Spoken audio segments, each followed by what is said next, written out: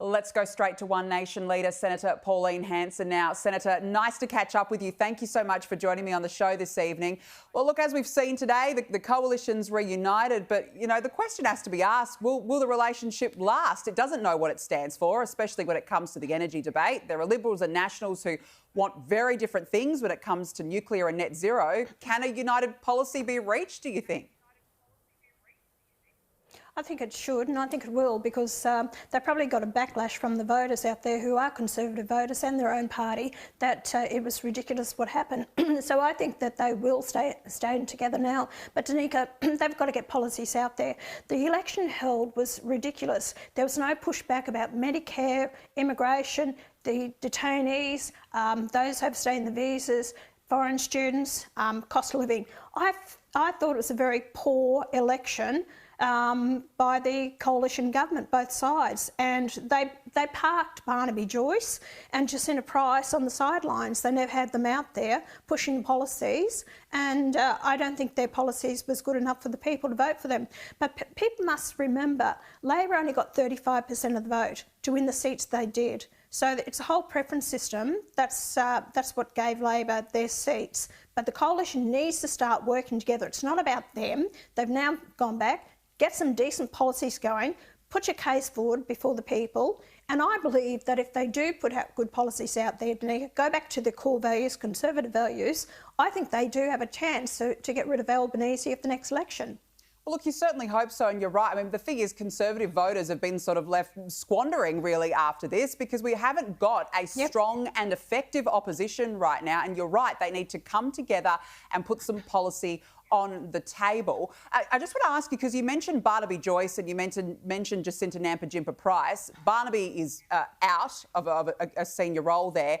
Jacinta Nampijinpa Price, same deal. I mean, she's technically out of the shadow cabinet there. Has her defection been a waste of time?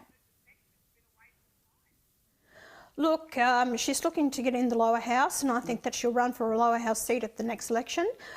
If she wants to move up the chain, and that's what it's about her political future. Look, Danica, she's only been in Parliament for three years. What is her credentials? Aboriginal affairs, I thought they should have kept her there. She knows her stuff, she should have been there, not to put her in defence. She's got to get some stripes up, and she has to prove her worth to the Australian people. There was only one issue about the voice. Yes, she was the voice for the coalition, but so was I, so was Malcolm Roberts, so was Gary John, so was Barnaby Joyce, so was a lot of other people, and Warren Mundine as well. So there's a lot of people. She didn't win the vote on her own. She did a lot for it, and I give her credit. And what helped her also was she was Aboriginal, and that helped it also to get it to cross the line. But the fact is, let her earn her stripes.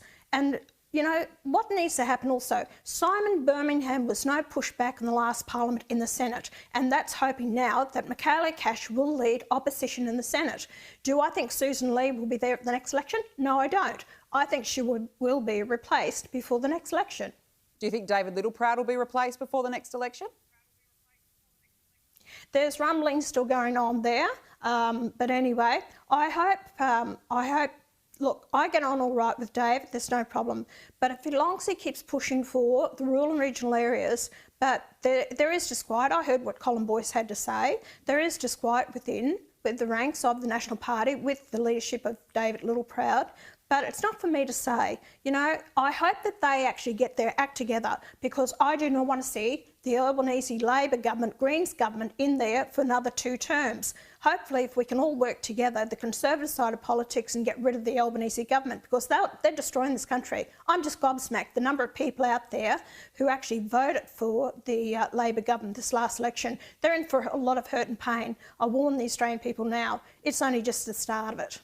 Yeah, as I said, $1 trillion in debt, a big Australia policy, a broken renewables system. And look, the Prime Minister was actually speaking in Brisbane today, and he stopped short of committing to use his huge majority to introduce radical reform. Have a look what he said. It's time for us to do what we said we would do at the election. It's time for us to make sure that we continue to grow the economy and that we look after people. That is what we will do. We, of course, are an ambitious government. Senator, I mean, how ambitious do you think he'll be? Labor has this majority of 94 seats. He cannot be trusted that he's not going to push through some sort of radical agenda. He's not growing the economy. Actually, once the Australia-made policy comes in, it's got to be all green projects. And the fact is the government is subsidising, propping it up in the energy space constantly. He's giving handouts all the time to prop up and send people money for cover their power bills. They're going up another, 9%, 9.7, nearly 10% in some of the states. So it's ridiculous. It's a socialist government on the border of communism, and that's all he's doing is buying the votes for people to still vote for them. At the end of the day, people have to pay for this. Nothing's free, and it's going to be rise in taxes. And I tell you what, it's going to kill the golden goose that's out there, because a lot of the businesses, small businesses going under, industries and manufacturing going under. He's going to prop it up with high immigration, bring them into the country and think that's going to work, but it won't work because it's a Ponzi scheme. So a lot of people, like I said, are going to have to pay for this. You're going to lose a lot of services, and let's see what happens over the next 3 years. Let's see if I'm right. Yeah, well, you are. I mean, it is a Ponzi scheme economy, and it's being propped up by this big Australia policy, and that's been the problem. It's all right for Albo to say, well, we haven't had a recession.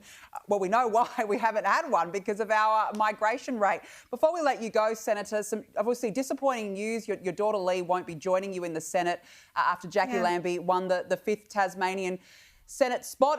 Disappointing news for you? Yeah, look, extremely disappointing, but I was proud of her and what she did. She raised our vote in Tasmania, and she only did a month's campaign. I wish she had told me earlier that she wanted to run, and, it might have made a difference. But anyway, she's there and she will be standing at the next election. So in the meantime, we're going to work hard for Tassie. She's still working hard for Tassie, and she will hold the government down there to account, and as we will, One Nation in the Senate. So... And hopefully work with their coalition government to actually make them more accountable. Absolutely. Well, maybe next time. See how it goes. Senator Pauline Hanson, always nice to speak with you. Thank you very much for joining me this evening.